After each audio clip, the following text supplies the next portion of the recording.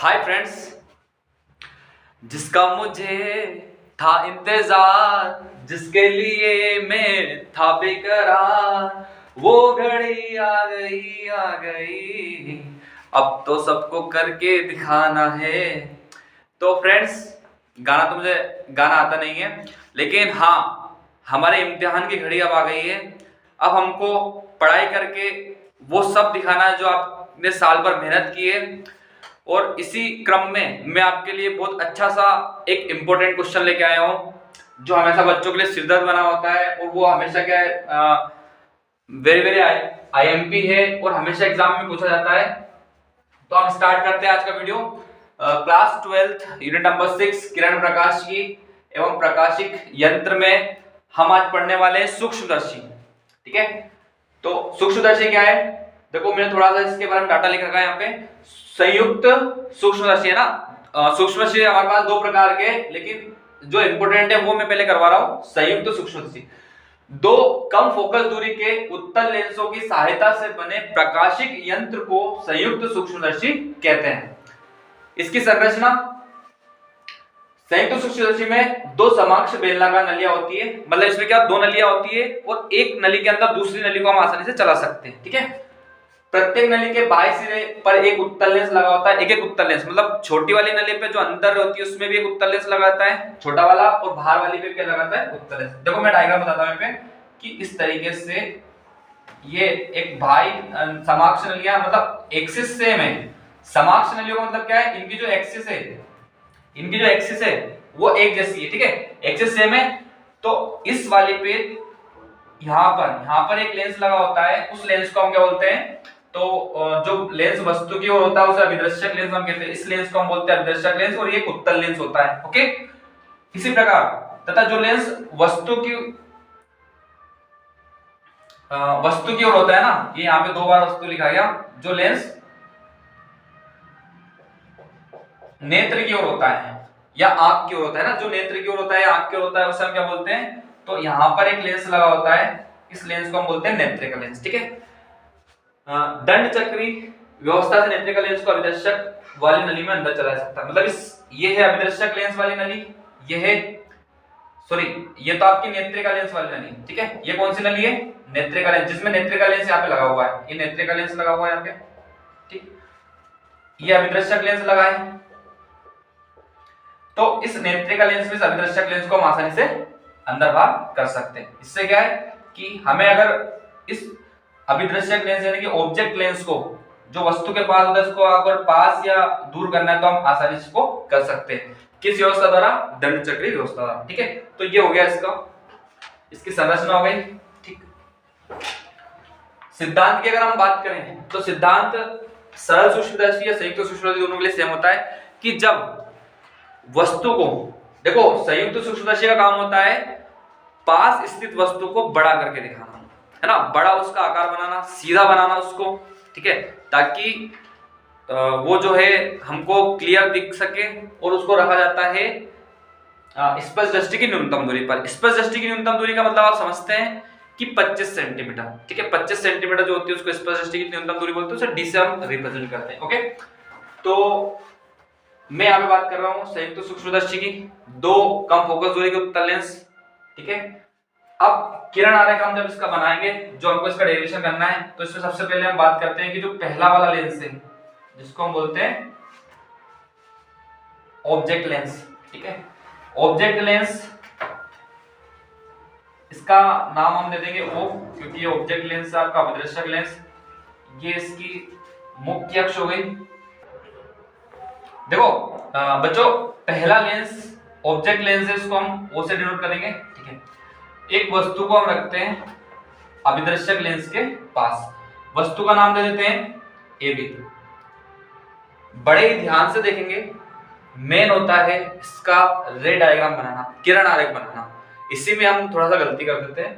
ठीक, तो एक वस्तु को हमने इस लेंस की जो मुख्य अक्ष है उस मुख्य अक्ष पर वस्तु को रखा, वस्तु का नाम है AB। AB से जब प्रकाश किरण चलना स्टार्ट करेगी, AB से जब प्रकाश किरण चलना स्टार्ट करेगी तो वो सबसे पहले आपतित होगी। ये इसकी प्रकाशिक अक्ष है। ठीक है, ये जो ऑब्जेक्टिव लेंस है यानी कि लेंस L1 इसका यहाँ पे जो नाम है हम दे देते हैं O। जैसे वस्तु प्रकाशिक अक्ष पर आपतित होगी समांतर, तो वो निकल के जाएगी फोकस से। किससे निकल के जाएगी? फोकस से। आपतित होगी किस पे? प्रकाशिक अक्ष पे ना। समांतर प्रकाश किरण यहाँ पे आपतित हुई है, समांतर प्रकाश किरण जब यहाँ आपतित हुई है तो जाएगी किससे? फोकस से होकर। किसके फोकस से? आपके अभिदर्शक लेंस के फोकस, अभिदर्शक लेंस के फोकस से होकर ये। तो बच्चों यहां से प्रकाश किरण जब आपतित होगी समांतर तो फोकस से जाएगी, वो पहले वाले लेंस के फोकस से वो जाएगी। ओके, इसके बाद एक प्रकाश किरण सीधे प्रकाशिक केंद्र से होते हुए जाएगी।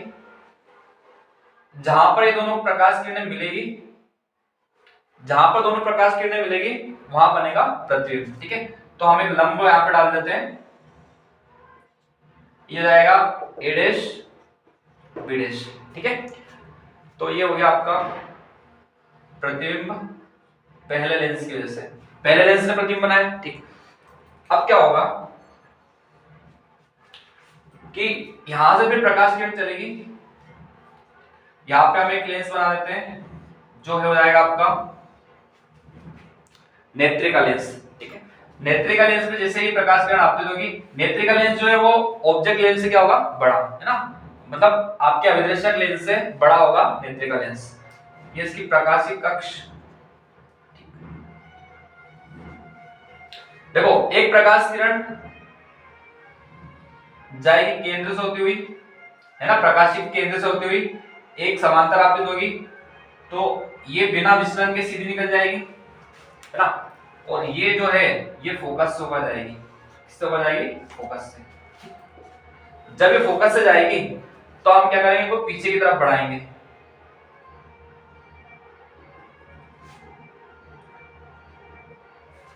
पीछे की तरफ बढ़ाने पर जहां पर ये प्रकाश किरणें मिलती हुई प्रतीत होगी वहां पर इसका सेकेंड वाले लेंस यानी कि आपका जो लेंस L2 है इसके कारण एक प्रतिबिंब बनेगा। यहाँ पे हम लंब डाल देते हैं। ठीक है, ये जो प्रतिबिंब होगा ये होगा अंतिम प्रतिबिंब। क्या होगा? ये अंतिम प्रतिबिंब। ये मैं एक बार देख लेता हूँ क्या दिखाई दे रहा है सही से। अच्छा, क्लियर दिखाई नहीं दे रहा है ये, मैं इसको सेट कर देता हूँ थोड़ा सा। ओके, अब क्लियर दिख रहा है। ठीक है, देखो यहाँ पे आपका प्रतिबिंब, इनको पीछे बढ़ाने पे प्रतिबिंब बना, तो ये हो जाएगा A double dash B double dash. Okay, तो ये पूरा रे डायग्राम है आपका संयुक्त सूक्ष्मदर्शी का। एक प्रकाश किरण जो है वस्तु से, जो वस्तु के पास जो ऑब्जेक्ट लेंस है यानी कि अभिदर्शक लेंस है उसके सामने वस्तु को रखते हैं, उसका प्रतिबिंब बनता है A dash B dash. A dash B dash जो है दूसरे वाले लेंस के लिए वस्तु का कार्य करता है और उसका जो प्रतिबिंब है वो अंतिम प्रतिबिंब A double dash B double dash बनता है। ठीक है, वस्तु द्वारा नेत्र पर अंतरित कोण हो जाएगा अल्फा और अंतिम प्रतिबिंब द्वारा नेत्र पर अंतरित कोण हो जाएगा बीटा। ठीक है, अल्फा और बीटा। ठीक, अब हम बात करते हैं इसकी आवर्धन क्षमता की। देखिए जैसे आप दर्पण पढ़ते हैं, लेंस पढ़ते हैं, वहां पर जो आवर्धन क्षमता होती है उसको हम बोलते हैं रैखिक आवर्धन क्षमता। लेकिन यहाँ पर जो आवर्धन क्षमता हुई कोणीय आवर्धन क्षमता है, क्योंकि यहाँ पे कोण बन रहा है, इन कोणों को अपने को फाइंड करना है। ठीक है, तो आवर्धन क्षमता का फॉर्मूला मैंने यहाँ पे पहले से लिख रखा है ना। एक बार आप आवर्धन क्षमता का फॉर्मूला देखेंगे, आवर्धन क्षमता जो होती है अंतिम प्रतिबिंब द्वारा आंख पर अंतरित कोण या आंख पर बना कोण, अंतिम प्रतिबिंब द्वारा आंख पर बना कोण डिवाइड बाई स्पष्ट दृष्टि की न्यूनतम दूरी पर स्थित वस्तु द्वारा आंख पर अंतरित कोण।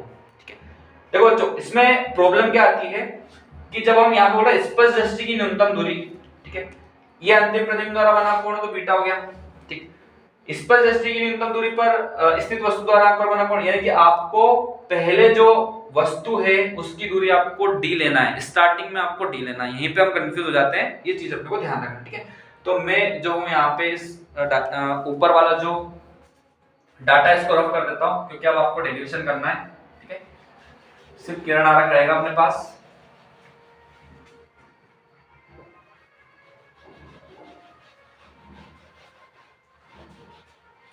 ठीक है बच्चों, आप तैयार हैं? देखिए सबसे पहले आवर्धन क्षमता का सूत्र लिखेंगे हम, एम बराबर beta divide by alpha. Okay, beta divide by alpha. यदि अल्फा तथा बीटा छोटे हो तो, यहाँ पे एक लाइन बना लेते हैं ताकि इतने में अपन डेरिवेशन करेंगे, ठीक है। यदि अल्फा तथा बीटा छोटे हो तो अल्फा लगभग बराबर होगा tan अल्फा के और बीटा लगभग बराबर हो जाएगा tan बीटा के। ओके, तो आपका जो फर्स्ट इक्वेशन बनेगा m equals to tan beta divide by tan alpha, equation number first, ठीक है। सबसे पहले हम इक्वेशन नंबर फर्स्ट में आप अल्फा बीटा की वैल्यू निकालनी है। आपका रेड डायग्राम पूरा कंप्लीट है। सबसे पहले हम निकालेंगे tan बीटा। देखो मैं थोड़ा सा यहाँ पे दूरियां डिनोट कर देता हूँ। वस्तु से लेके पहला वाला lens L1 object lens L2 eye lens, ठीक है, इसलिए E और ये O। A से लेके O तक की दूरी जो हो जाएगी वो जाएगी UO, ठीक है, ये हो जाएगी UO, लेंस से लेके वस्तु तक की दूरी, ठीक। लेकिन इसको D कब रखना है? इसको D रखना आपको स्टार्टिंग में, है ना, स्टार्टिंग इस फॉर्मूले में। इससे लेके वस्तु का बनी तो इसकी वस्तु की दूरी हो जाएगी VO। जो ये O दे रहे हैं हम, O इसलिए दे रहे हैं ऑब्जेक्ट लेंस के लिए, इस वस्तु के इस लेंस के लिए वस्तु जाएगी A डैश B डैश। तो यहां से लेके यहां तक की जो डिस्टेंस है वो जाएगी आपकी UE, इसको हम लिखेंगे UE, ठीक है। UE आपको हर बार नेगेटिव रखना है और ऐसे ही UO भी आपको क्या रखना है? नेगेटिव रखना है, ठीक। इसके बाद इसका प्रतिबिंब क्या बन रहा है? तो प्रतिबिंब वापस से अंतिम प्रतिबिंब बन रहा है A double dash B double dash. A double dash B double dash आपका प्रतिबिंब बन रहा है। इसका मतलब ये हुआ कि आपको ये वाली जो डिस्टेंस है, मैं इसको यहीं पे लिख देता हूं, ये डिस्टेंस आपको लेनी है V और E, नेगेटिव V। लेकिन जो ये V है, जब आप पहली कंडीशन लिखोगे उसमें आपको इसको कर देना है D, क्योंकि स्पर्श दृष्टि की न्यूनतम दूरी पर जो प्रतिबिंब बनेगा उसकी दूरी आपको D लेना है। D का मतलब होता है 25 सेंटीमीटर और ये नेगेटिव रहेगी। क्यों? क्योंकि नेगेटिव डायरेक्शन किसको शो कर रही है कि प्रतिबिंब आपका लेंस के उल्टे हाथ तरफ माइनस x एक्सिस में बन रहा है। ओके, चलो हमारा टारगेट है अब tan बीटा और tan अल्फा की वैल्यू को फाइंड करना। ओके, स्टार्ट करते हैं। यहां से देखिए, ये जो है त्रिभुज आपको दिख रहा है, समकोण त्रिभुज, समकोण त्रिभुज ABO में क्या लेंगे हम? तो ABO में हम लेंगे tan अल्फा। tan अल्फा यानी लंब बटे आधार, लंब है आपका AB और आधार है आपका यहाँ पे OB, ठीक है। मैंने बताया था OB की दूरी क्या लेनी है आपको? स्टार्टिंग में आपको स्पर्श दृष्टि की न्यूनतम दूरी लिखा है यहाँ पे, स्पर्श दृष्टि की न्यूनतम दूरी पर स्थित वस्तु द्वारा आक्रमण कोण, तो इसको D ले लीजिए आप। क्या ले लीजिए? D। तो इसकी वैल्यू आएगी AB डिवाइड बाय D और D भी कैसा रहेगा? नेगेटिव। ओके, अब हम दूसरा त्रिभुज लेते हैं जिससे बीटा निकाला, तो A dash B dash E, समकोण त्रिभुज A dash B dash E में। इसमें देखिए tan बीटा इक्वल्स टू लंब हो जाएगा A डैश B डैश, आधार हो जाएगा B डैश E। लंब A dash B dash, Aadhaar B dash E। B dash E की वैल्यू क्या है? B डैश E की वैल्यू है माइनस UE। आपको इस लेंस से इसको मेजर करना है, माइनस UE, ठीक है। तो ये हो जाएगी minus UE, A dash B dash divide bye minus का UE। ओके, आपके पास अल्फा बीटा की वैल्यू है। अल्फा बीटा की जो वैल्यू है हम पुट कर देते हैं कहां पे? हम रहते हैं समीकरण नंबर 1 में। समीकरण 1 में अल्फा तथा बीटा का मान रखने पर, ओके, तो रखते हैं मान m बराबर tan अल्फा का मान, सॉरी tan बीटा है पहले, तो आपका tan बीटा का मान है A dash B dash divide bye minus का UE, पूरे के बटे क्या जाएगा? tan अल्फा, इसकी वैल्यू है AB divide by minus D। Okay, solve करेंगे इसे। सोल्व करने पे क्या हो जाएगा? m इक्वल्स टू ये पूरी वैल्यू जो है डिवाइड में ये ऊपर चली जाएगी, तो A dash B dash divide bye minus का UE into D divide by AB, ठीक है। इसको हमने पलट के ऊपर चल दिया। ओके, माइनस से माइनस कैंसिल, ठीक। आपकी जो m की वैल्यू आई है वो आई है A dash B dash divide by AB into यहाँ पे जाएगा आपका D डिवाइड बाय UE, ठीक। तो देखो ये आवर्धन क्षमता आ गई आपकी, लेकिन आवर्धन क्षमता आ गई, लेकिन A dash B dash divide by AB की वैल्यू आपको रखना है यहाँ पे, ठीक। तो हम चाहे शॉर्ट में रख सकते हैं, इसके लिए फिर से थोड़ा सा डेरिवेशन कर देते हैं। अब देखो हमारे पास स्पेस थोड़ा सा कम पड़ रहा है, तो मैं इसके बाद यहाँ पे सोल्व कर देता हूँ। सब आपको पता ही है कि कहां से कहां अपन पहुंच गए। ओके, ध्यान से देखना बच्चों। ओके, ये इक्वेशन आ गई, इसको हमने देखा equation number second. Equation number second में आप टारगेट है आपका next a dash b dash divided by ab, है ना, इसको अपने को निकालना है। डायग्राम पे जाएंगे, डायग्राम पे जाओगे आप तो यहाँ पे आपको दिखेगा कि अगर ये अल्फा एंगल है तो ये भी क्या हो जाएगा, अल्फा, क्या हो जाएगा, अल्फा। ठीक है, तो आप यहाँ पे दो समरूप त्रिभुज दिख रहे हैं, a dash b dash o और a dash b dash o। ठीक है, क्योंकि यहीं से आपको a डैश b डैश मिलेगा और a भी मिलेगा, तो मैं लिख देता हूं यहाँ पे समकोण त्रिभुज ABO तथा समकोण त्रिभुज A dash B dash O में, इनमें क्या है, दोनों समरूप है। क्या है दोनों, कैसे त्रिभुज है, समरूप त्रिभुज है। समरूप त्रिभुज में क्या होगा, जो मान आपको चाहिए A dash B dash divide by AB चाहिए, तो A dash B dash divide by AB हम लगा देंगे यहाँ पे, है ना। इनकी भुजाओं का अनुपात A dash B dash divide by AB। ठीक है, इक्वल्स आपने पहले क्या लिया, आपने लिया A डैश B डैश बटे AB, A dash B dash बटे AB, तो आपने लंब बटे लंब लिया, तो अब आधार बटे आधार लो, पहले जिसका लिया उसका लो, B डैश O OB, तो जाएगा B dash O divide by OB, B dash O divide by OB। Okay, ठीक है, अब वैल्यू रख दीजिए इसकी, A dash B dash divide by AB equals to B dash O और OB। B डैश O यहां से आपको वैल्यू नापनी है ना, मेजर करना O B डैश, ये B डैश O, इसकी वैल्यू कितनी है, तो ये है VO, कितनी है VO, और ये पॉजिटिव है क्योंकि डायग्राम जो है इस लेंस के लिए, इसके लिए प्रतिबिंब की दूरी, इसके लिए प्रतिबिंब की दूरी तो धनात्मक है ना, दूसरी तरफ बढ़ रही। सेकंड, आप OB की वैल्यू देखोगे तो OB की जो वैल्यू है वो अब आपको माइनस U ही रखनी है, क्योंकि मैंने बताया था अब स्पर्श दृष्टि की न्यूनतम दूरी यहाँ पे नहीं है, तो माइनस का UO इसकी वैल्यू जाएगी। ठीक है, ये वैल्यू का रख देते हैं, ये वैल्यू रख देते हैं हम समीकरण 2 में। समीकरण 2 से, समीकरण 2 पे जाएंगे, m equals to a dash b dash की वैल्यू देखो, समीकरण 2, ये देखिए question number second, a dash b dash divide by ab, इसकी वैल्यू अपन को मिल गई है, क्या मिल गई है, VO minus UO into d by UE। तो फाइनली जो है आपने संयुक्त सूक्ष्मदर्शी की आवेदन क्षमता ज्ञात कर ली। ठीक है, अब करना क्या है, करना ये है कि इसमें दो कंडीशन हमसे पूछी जाती हैं। क्या पूछी जाती है, दो कंडीशन। तो बेटा आप अगर बोले तो मैं यहां से इसको रफ कर देता हूं, है ना, इसको आप स्क्रीनशॉट ले लीजिए अगर आपको नोट करना हो, तो मैं यहां से रफ कर देता हूं इसको।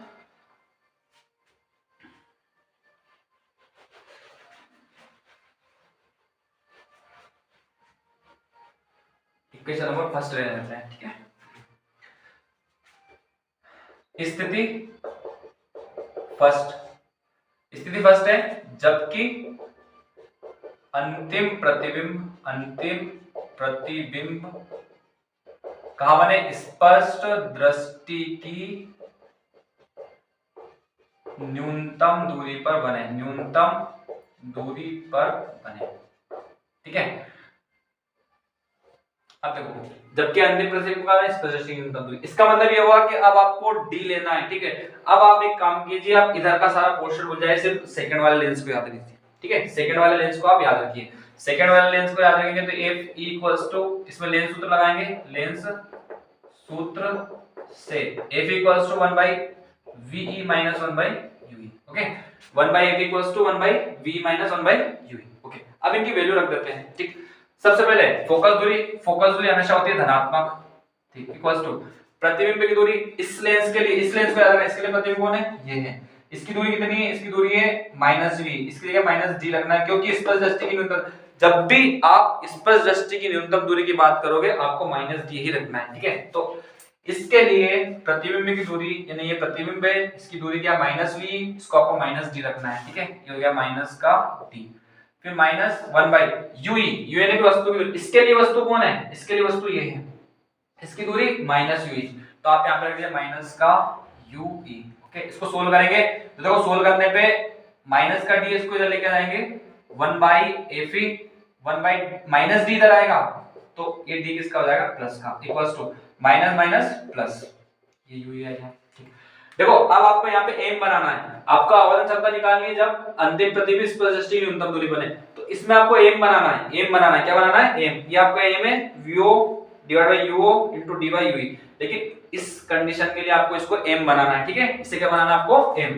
तो एम कैसे बनाएंगे, तो मुझे तो ये लग रहा है कि इसमें डी बाय यूई आ रहा है, क्या आ रहा है, डी बाय यूई, तो यहाँ पे यूई है तो मैं यहाँ पे डी का मल्टीप्लाई कर दूं, डी का मल्टीप्लाई यहाँ करेंगे तो पूरी इक्वेशन में आपको डी का मल्टीप्लाई करना पड़ेगा, तो दोनों ओर समीकरण में दोनों ओर डी से गुना करने पर, ठीक है, डी से गुणा कर देते हैं, तो देखते जाना, एफ इसमें करा डी बाई एफ प्लस इसमें करा तो डी बाई डी यानी कि 1 इक्वल्स टू हो जाएगा डी बाई यू ई।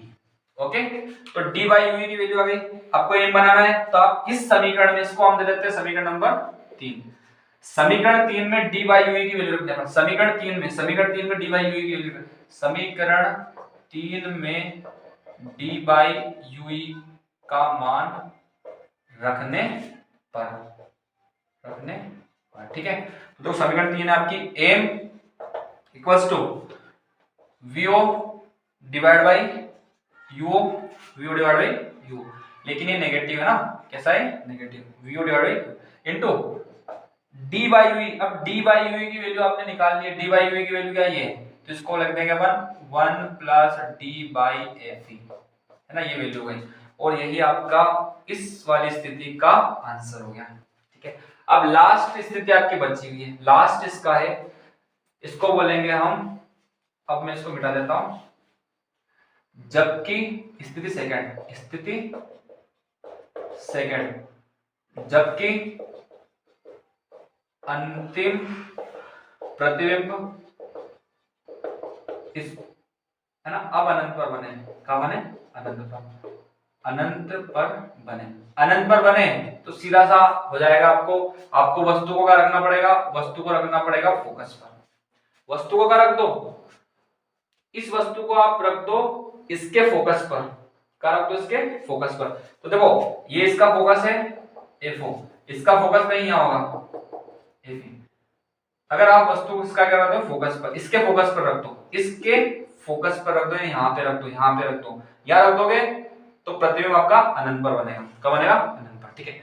तो वापस से वही समीकरण 3 में मान रखने पर, समीकरण 3 में आप मान रखेंगे, किसका मान रखेंगे, तो आप सिर्फ यूई की जगह एफ रख दो बस, देखो ये समीकरण पूरी, एम इक्वल्स टू माइनस का VO UO into D Y है यूई, तो आपको रखना क्या है, एफ, तो ये एफ, ये अनंत के लिए हो गया, ठीक है, किसके लिए हो गया, अनंत के लिए, तो ये आपका आंसर आ गया कंप्लीट, ठीक है, पूरा डेरिवेशन हो गया आपका संयुक्त सूक्ष्मदर्शी का। अब आपको क्या करना है, कुछ भी नहीं करना है, कभी इसमें पूछ ले नली की लंबाई, संयुक्त सूक्ष्मदर्शी में नली की लंबाई पूछ ले, तो देखो नली की लंबाई क्या है, नली स्टार्ट कहां से होगी, नली स्टार्ट होगी आपकी, नली की लंबाई अगर आपको लिखना है तो आप इसमें क्या कर सकते हो, जहां से आपका लेंस स्टार्ट है, यानी कि ये यहां से ये वाले, तो यूओ और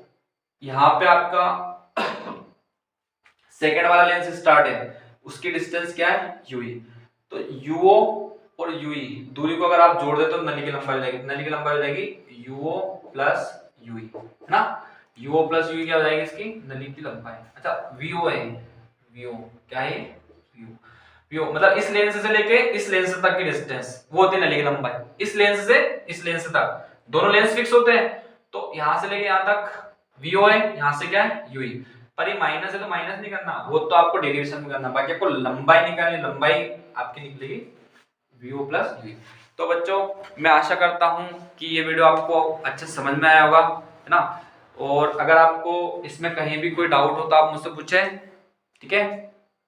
आज के लिए इतना ही, ऑल द बेस्ट, जय हिंद जय भारत।